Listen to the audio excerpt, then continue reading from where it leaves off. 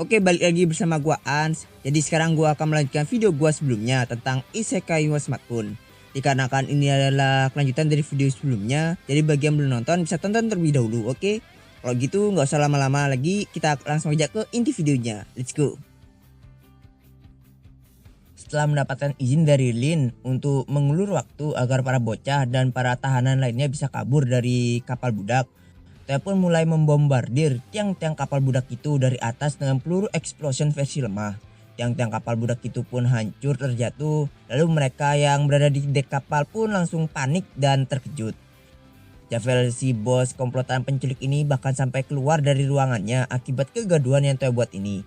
Melihat Javel keluar, Teo pun turun dari atas ke hadapannya. Kemudian si Javel menanyakan identitas Toya, dan Teo pun memberitahunya. Singkatnya, para bawahan dan kru kapal Javel pun terkejut. Begitu juga dengan Javel sendiri. Dia terkejut dan bingung dengan alasan kedatangan Toya itu kemari. Lalu Toya memberitahukan niatnya Toya yang mau menangkapnya karena aksi kejahatannya di negaranya Toya yang mau menculik dan mau menjual para adventur di dalam dungeonnya. Sontak muka Javel pun pucat dan dia mulai bertingkah aneh. Di sini Toya juga ngaku ke Javel dan gengnya kalau Toya itu selama ini sudah lunak sama undang-undang negaranya. Jadi akibat kelunakannya Toya ini, orang-orang kayak Javel ini bisa seenaknya melakukan kejahatan di negaranya. Di dalam hati Toya itu juga sangat menyesal gitu. Jika saja Toya dan Lin tidak ke dungeon hari ini, mungkin Rob DKK pasti sudah dijual menjadi budak. Dan kedepannya banyak lagi pemula selain mereka juga yang akan terus ditangkap dan dijual oleh orang-orang kayak Javel ini. Kalau Toya masih terus lunak sama undang-undang negaranya. Toya menyesal karena kelunakannya itu ternyata bisa bikin hidup para bocah-bocah ini dalam bahaya. Alasan Toya lunak sama aturan atau undang-undang negaranya itu sebenarnya karena Toya itu sudah merasa nyaman gitu dan aman punya Yumina yang bisa mendeteksi kebohongan dengan matanya. Toya juga sudah benar-benar sangat yakin dengan warganya. Kalau warganya tidak akan melakukan kejahatan atau kriminal seperti saat ini. Dan sebenarnya Toya juga sudah sadar gitu semenjak negaranya itu ditatangi oleh para adventur. Semenjak para adventur itu datang ke negaranya, banyak kejadian buruk dan baik yang terjadi di negaranya secara bersamaan. Makanya waktu itu untuk menghindari kejadian yang buruk, Toya itu membuat 2 penjara itu. Tapi akibat masalah yang dibuat Javel saat ini, Toya tuh jadi sadar gitu kalau itu aja masih belum cukup. Karena demikian, Toya pun bertekad untuk tidak lunak lagi ke depannya. Agar kejadian seperti ini itu tidak terulang lagi. Toya berniat akan mengevaluasi kembali undang-undang di negaranya dengan menjadikan undang-undang di negara Belfast sebagai referensi. Tentu setelah Toya mengurus Javel dan gengnya sekarang.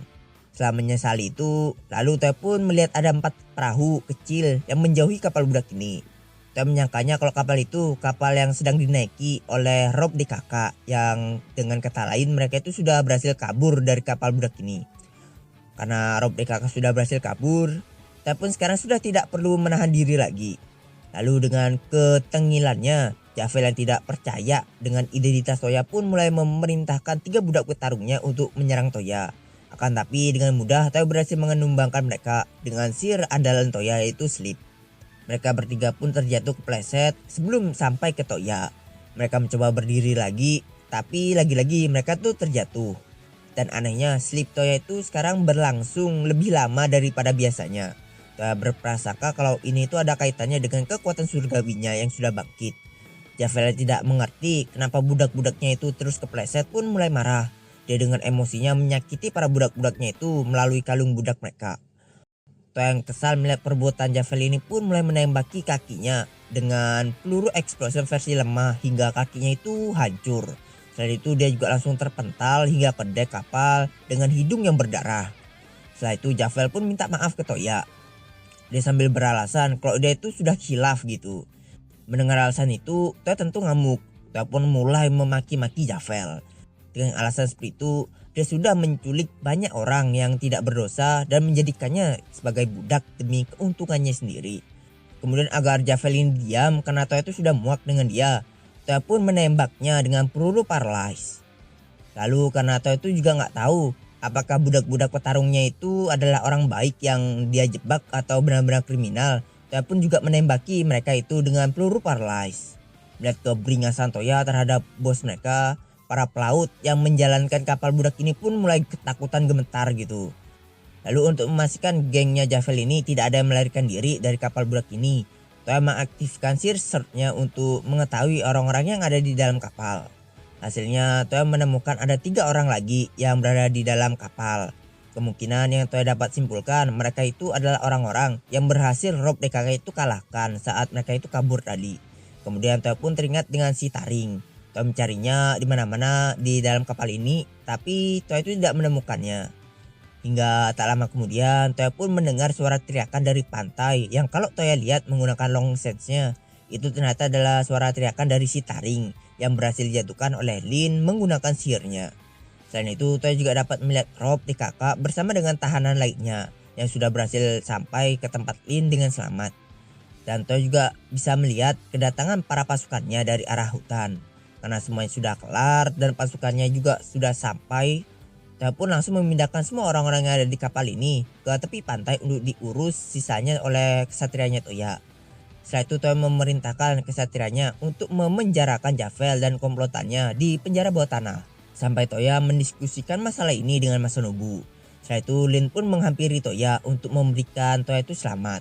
Dan disusul oleh Rob yang melaporkan kondisi para tahanan yang baik-baik saja ke Toya. Walaupun sebenarnya Toya itu sudah tahu kondisi para tahanan yang Rob DKK selamatkan itu. Karena Toya dari awal sudah memantau mereka melalui tikus di saku Rob. Seperti di video sebelumnya. Tapi walaupun gitu Toya itu tetap memilih untuk diam saja. Mungkin supaya Rob itu bangga lah. Setelah itu Toya menyembuhkan mereka berempat dan para tahanan dengan recovery. Dan karena mereka berempat dan para tahanan itu terlihat kelelahan, Toya membawa mereka ke Silver Moon agar mereka itu bisa beristirahat. Lalu untuk tanda rasa terima kasih Toya karena telah membantu Toya, Toya memberikan keempat bocah itu 10 potion. Setelah itu Toya dan Lin pun pamit dan memutuskan untuk menanyakan detailnya di lain hari.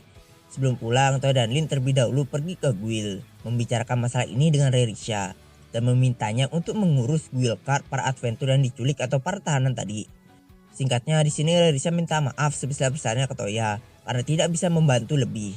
Selain memberikan mereka hukuman yang sama seperti trio badut di video sebelumnya, yaitu pemecatan secara permanen.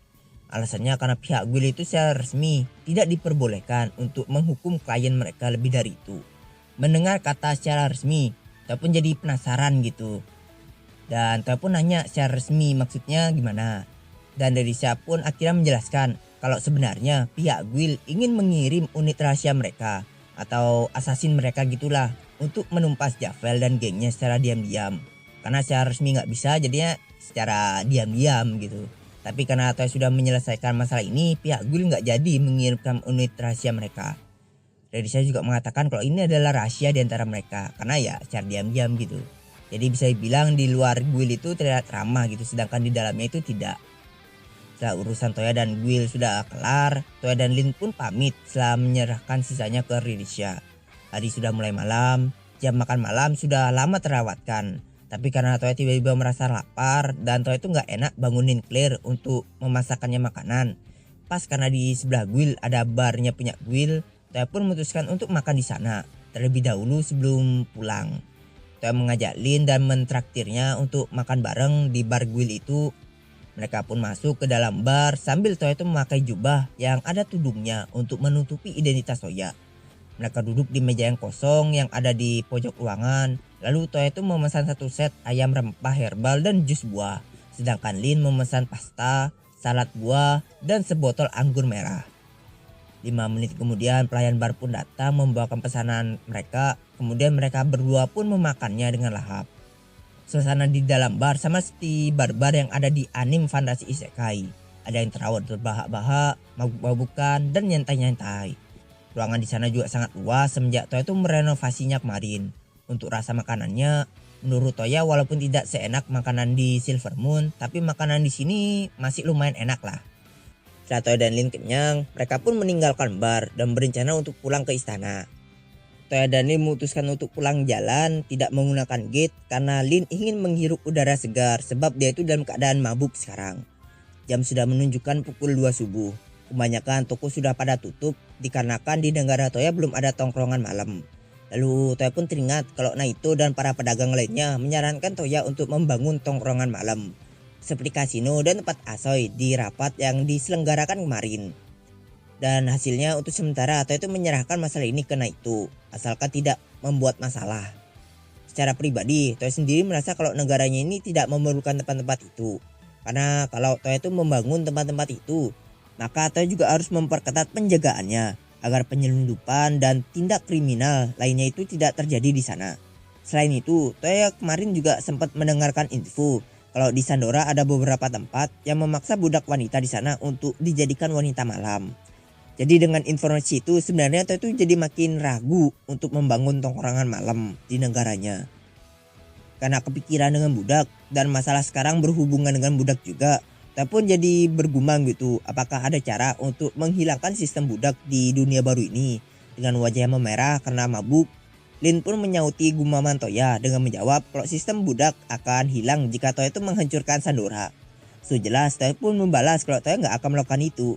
Walaupun dalam hati Toya itu setuju kalau sistem budak akan hilang jika dia itu menghancurkan Sandora. Lalu Lin mulai menceritakan kisah awal mula terbentuknya negara Sandora. Pada awalnya Sandora itu didirikan oleh seorang ketua suku dari suku yang kecil, yang dimana suku itu terdiri dari budak-budak yang berhasil mengalahkan suku lain di padang pasir. Karena isi suku itu adalah budak, maka raja pertama dari negara Sandora ini disebut Raja Budak. Toya mendengar ini tiba-tiba kebingungan. Kalau mereka memang benar adalah suku yang terdiri dari budak, bahkan rajanya juga, terus mengapa mereka itu tidak menghapus sistem perbudakan itu? Padahal seharusnya kan mereka sudah tahu apa dampak negatif dari sistem perbudakan ini. Toya nggak tahu alasan dibalik kenapa mereka itu nggak menghapus sistem perbudakan di negaranya. Tapi yang dapat Toya tebak, mungkin sistem perbudakan ini sudah mendarah daging bagi mereka. Singkat cerita, Toya dan Lin pun akhirnya sampai di depan gerbang istana. Ada 4 penjaga yang menjaga gerbang saat ini. Mereka mengangkat senjata mereka ke Toya dan Lin. Kemudian mereka meminta identitas Toya dan Lin. Tapi setelah Toya melepaskan tudung jubahnya, mereka berempat pun langsung merasa lega. Karena tindakan berani mereka dalam menjaga gerbang walaupun di subuh-subuh hari. Toya memberikan pujian ke mereka berempat.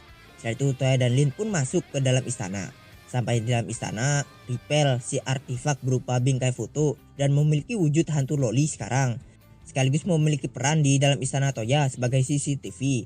Ripel dengan wajah yang pucat dan ketakutan tiba-tiba muncul di hadapan Toya, lalu memperingati Toya untuk tidak datang ke istana saat ini dan menyuruh Toya untuk kabur sekarang juga.